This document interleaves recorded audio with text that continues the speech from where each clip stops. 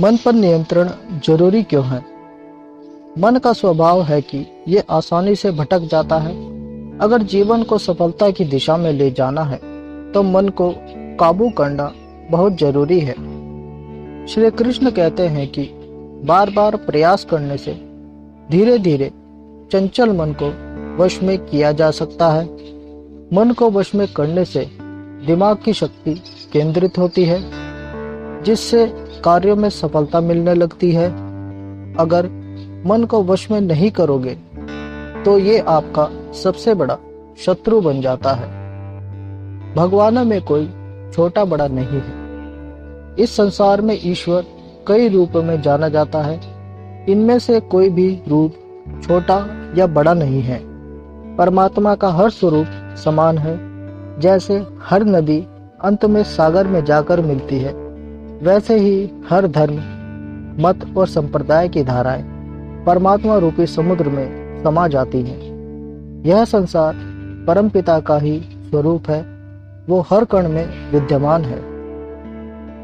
कर्तव्य पालन जरूरी है। भगवान श्री कृष्ण उपदेश देते हैं कि हर व्यक्ति को अपने कर्तव्यों का पालन करना चाहिए। यही धर्म है। अगर अपने कर्तव्यों का पालन नहीं किया जाता है तो मन में अशांति और दुख प्राप्त होता है। अपनी पसंद नापसंद, मोह बैर को किनारे रखकर अपना कर्तव्य करो। किसी अन्य व्यक्ति का कर्म आपको कितना भी आकर्षित करे, उसके प्रलोभन में न आए। कष्ट में रहते हुए भी अपना कर्म करना दूसरों की नकल करने से श्रेष्ठ है।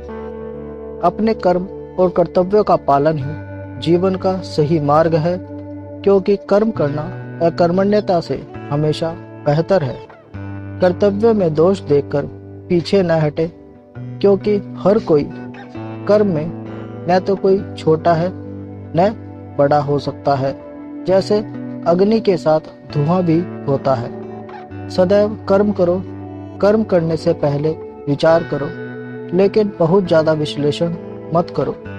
अधिक विश्लेषण संशय और अकर्मण्यता पैदा करता है। ध्यान करने से परमात्मा को अनुभव किया जा सकता है। श्री कृष्ण कहते हैं कि शारीरिक कर्म से ज्ञान का मार्ग उच्च है और ज्ञान मार्ग से भी ऊपर ध्यान मार्ग है। ध्यान मार्ग पर बढ़ने से ईश्वर को अनुभव किया जा सकता है। जो व्यक्ति मन और इंद्रियों को शांत करके पूर्ण विश्वास से अपना ध्यान भगवान में लगाता है, उसे ईश्वर का ज्ञान और अस्तित्व अवश्य अनुभव होता है। जो हर जगह हर जीव मनुष्य में ईश्वर को देखता है, सबके हित में लगा रहता है, उस पर परमपिता अवश्य कृपा करते हैं। ज्ञान मार्ग हो या भक्ति मार्ग, समर्पण, प्रेम, विश्वास ही आपको ईश्वर के प्रकाश की ओर ले जाता है। भगवान की पूजा बहुत से लोग करते हैं, लेकिन उनको शांति क्यों नहीं मिलती? क्योंकि भगवान आपके मन में निवास करता है। उसे पता है कि आपका भाव क्या है। अधिक शक करने वाला कभी खुश नहीं रह सकता।